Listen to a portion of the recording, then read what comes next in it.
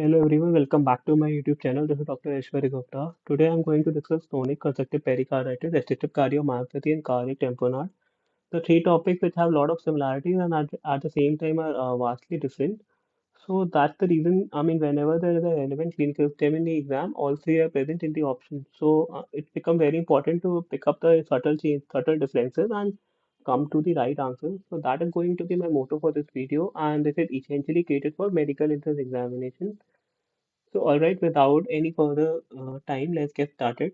First thing I want to emphasize on is that all three of them are diastolic dysfunction of the heart. So, there is a filling defect. Initially, left side of the heart, that is pump is normal. Coming to first thing, chronic constrictive pericarditis. What essentially means is the pericardium become rock-like. It's become thick due to fibrosis or calcification. So what does that do is the volume of the right ventricle reduces. Due to that, the right ventricular end diastolic pressure will increase, and that increase in pressure will eventually transfer to right atrium and will result in right heart failure. So take home point here is that the clinical features of chronic constrictive pericarditis will be very similar to right heart failure, like hepatomegaly, ascites, peripheral edema, increase in JVP, wasting, ataxia. Yeah. So another thing which is very important in chronic constrictive pericarditis is Kussmaul sign. Normally, what happens when we do inspiration, the intrathoracic pressure falls. That is why the air goes from high pressure to low pressure. It goes into the lungs. So and that change in pressure is transmitted to JVP as well. Now, what is happening is, and the JVP also falls. Now, what is happening in chronic constrictive pericarditis due to the thickened pericardium, the change in pressure is not transmitted to JVP, so which it ceases to fall, it rises. That increase in JVP with inspiration is known as Kussmaul sign. Now you have a rapid wide descent. Since a wide descent is seen in ventricular filling, here the ventricle cavity is small, so the filling happens very fast. So this you see a rapid wide descent. You see a pericardial knock for the same reason. Normally you see S3, but now here you're seeing pericardial knock. You also see pulses paradoxes, which is seen in one third, not in all cases. It is seen in severe cases. We also see a broadband sign. What does that mean is there is an indrawing of 11th and 12th rib due to the thickened pericardium. All right, and don't confuse it with inferior rib notching, which is seen in coaptation of aorta. ECG will show low voltage complexes, and cause is most likely viral or TB. And Indians, I think TB can be there, but the most common cause is they this is viral. And similarly, for that reason, it could actually manifest with a, in case of TB history, they'll ask you if CCP is present, they're expecting a cardiac diagnosis. It could be the answer very much. And another the negative history, very important, there is no breathlessness. What essentially means is that left side of heart is normal, the lung fields are clear, so there is no breathlessness. If the clinical stem mentions anything about breathlessness, then it is high likely that it cannot be a chronic constrictive pericarditis. Now coming to restrictive cardiomyopathy, which is a more severe disorder and has a poor prognosis, since this is a holodiastolic phenomena, the entire diastole is involved here. All right. I think I forgot to mention here just one more point in chronic constrictive pericarditis. What is happening? The initial one-third filling is normal, and later it plateaus. The filling ceases to happen. That is why this part is normal, this part is not normal. So this looks like a square root. So you get a square root sign in chronic constrictive pericarditis. Asked PYQ. So what is happening in restrictive cardiomyopathy due to the restriction there, the position of certain substance in the pericardium, it becomes very thick. So the ventricle has to contract against this vigorously. This will lead in hypertrophy. Hypertrophy will cause non-dilated and reduce in volume. The hypertrophy is concentric, that is happening from the inside. So you can see in the image, appreciate it, that the hypertrophy is happened inside. So there's a reduction in volume and the ventricles become non-dilated. So opposite to the eccentric hypertrophy. Eccentric hypertrophy happens from the outside. What does that do? That causes dilatation. That is very common in alcohol. And whenever there is a restriction, there has to be certain substance which is deposited. So it could be intracellular or intercellular. All right, intercellular is single most common cause amyloidosis, while intracellular can be iron, glycogen, or glycosphingolipid. Deposition of glycogen is known as Pompe's disease, and glycosphingolipid is known as Fabry's disease. Another very important topic for all medical entrance examination. Even amyloid ka you should know histopathology and the staining part. It can also be seen in diabetes mellitus and systemic sclerosis. Investigation of choice is MRI and Kussmaul sign is positive. Now, if we come to differentiate between chronic constrictive pericarditis and restrictive cardiomyopathy, the chronic constrictive pericarditis, as I told you, the two-third part is affected, and while RCM is horodiastolic. Pulsus paradoxus is seen in some cases, while it is not seen in restrictive cardiomyopathy.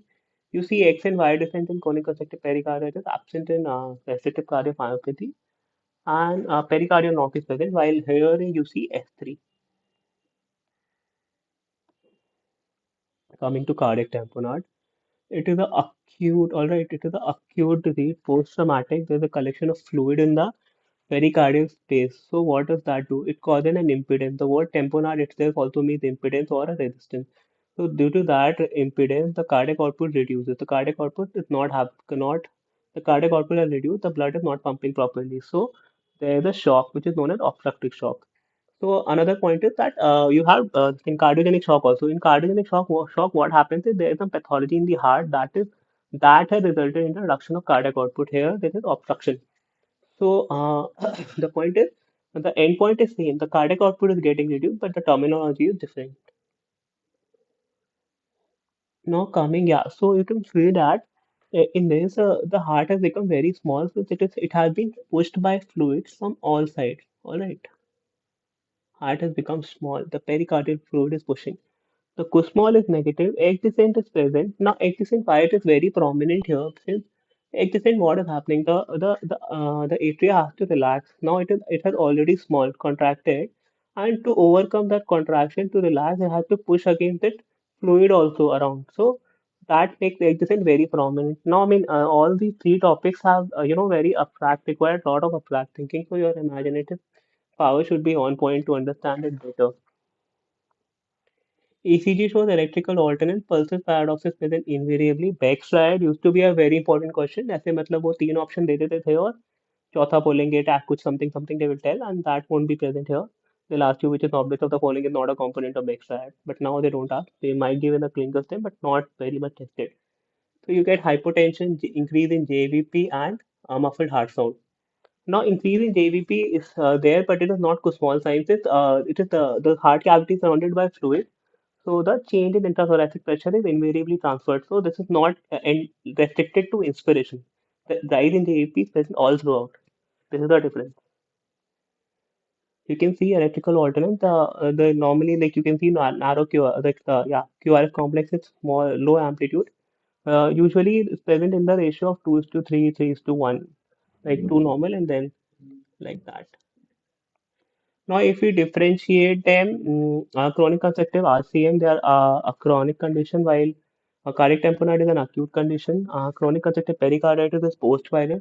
Most common cause RCM is amyloid and cardiac tamponade trauma. All three are diastolic. X and Y descent is seen in chronic constrictive pericarditis. It is not seen in RCM and X descent very prominent in cardiac tamponade. Y descent is I told. Kussmaul sign is seen in CCP and RCM not seen in CT.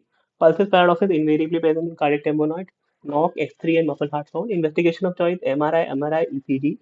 You do a pericardiectomy, treat the cause, and here you do a what you call pericardiocentesis. This is an acute condition. Due to that, you have to immediately relieve the patient by performing a pericardiocentesis and take the fluid out from the pericardial space. Last topic, pulses paradoxes. What is happening here? Normally during inspiration, same thing. The systolic BP falls by 10 mmHg. If the fall is more than 10 mmHg, it is called pulses paradoxis. So I mean, I cannot understand why it is called paradox since the BP is eventually falling only. This is not rising. It would have been a paradox if the BP was increasing. But this is what it is. So what is happening in inspiration? The intrathoracic pressure falls. Cardiac chamber pressure also reduced. Due to that, cardiac output will reduce and the BP will fall. And what another point very important is that the pressure which is fall is transferred to all the structures which are inside the pericardium, including the pulmonary vein. So that is why even in in pulmonary embolism thrombus, which obstruct the pulmonary vein, the cardiac output is falling. So that is why you get this thing, pulses paradoxes in these two also. In cardiac tamponade, because the cavity size is reduced, you get pulses paradoxes. The cardiac output is falling. In CCP, due to there is no transfer of pressure, change in pressure. So that's how I can culminate the entire thing what I wanted to discuss today. And I hope you guys understood. I have taken the reference from Davidson. So if you have time, if you go back and read, they're giving very short. It will make more sense to you. Otherwise, just stick to your main note. Add any important point which you think was missing. Maybe this table, I think this will help you in the end and solve a lot of questions. And I think you are good to go. All the best. See you until my next video.